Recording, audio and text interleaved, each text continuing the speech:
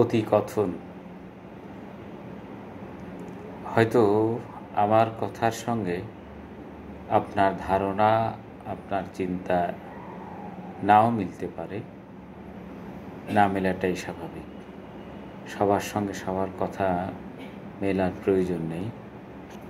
আমি নৌকা ডুবির কয়েকটা কারণ উল্লেখ করছি। প্রথম হচ্ছে পদস্থদের অতিকথন, সমুদ্র সমান দুর্নীতি, সব কিছুই বাবার সম্পত্তি মনে করা, অন্যদের মতামতকে তুচ্ছ তাচ্ছিল্য করা, সাধারণ জনগণের কথা চিন্তা না করা, তৃণমূল কর্মীদের মূল্যায়ন না করা, ত্যাগী নেতা কর্মীদের অবস্থান না দেওয়া,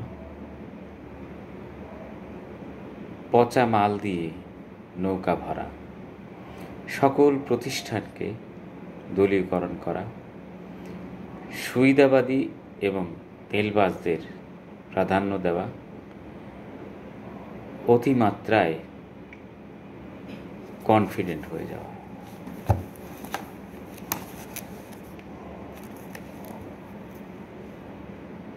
প্রতিবেশী দেশের গোলামে পরিণত হওয়া এবং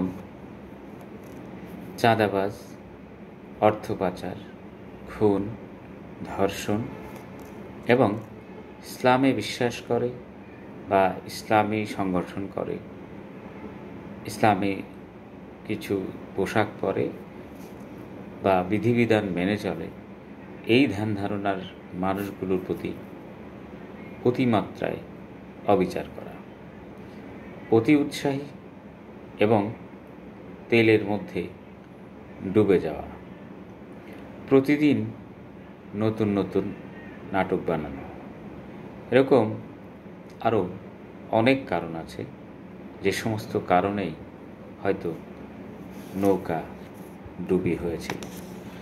সামনে যারা আসবে বা আসার জন্য প্রস্তুতি নিচ্ছে, সামনে নির্বাচন, সে নির্বাচনে আসতে হলে কী কী করণীয়, সে বিষয়ে নিশ্চয়ই সতর্ক হওয়া প্রয়োজন বলে মনে করি।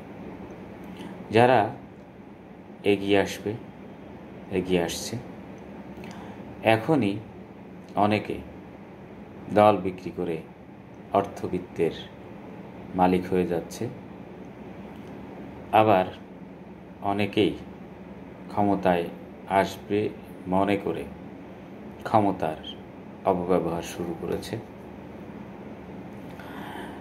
এই 17 বছর 16 বছর দীর্ঘদিন জেল জুলুম অত্যাচারের নির্যাতনের যারা শিকার হয়েছে, তারা আজকাল আর দলে খুব একটা জায়গা পাচ্ছে না।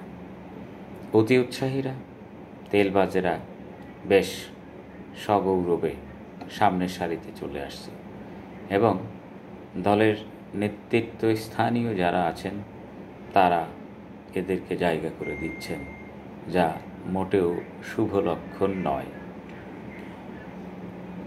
হাইব্রিডদের অতি দম্ভে, অতি দাপটে আসল কর্মী, আসল সমর্থক, তাদের পেছনে সারিতেও এখন আর জায়গা হচ্ছে না। খারাপ সময়ে যারা, দুঃসময়ে যারা পাশে ছিল, তারা আজকে ততটাই অবমূল্যায়িত, অবহেলিত। সামনের সারিতে দূরের কথা, তাদের চিনছেই না কেউ কেউ। এটা ভালো লক্ষণ নয়। সেই জন্যে দলের নেতৃত্বস্থানীয় উচ্চ পর্যায়ে যারা আছে, তাদের বিষয়টা ভাবা উচিত যে 1 মাঘে কিন্তু শীত যায় না।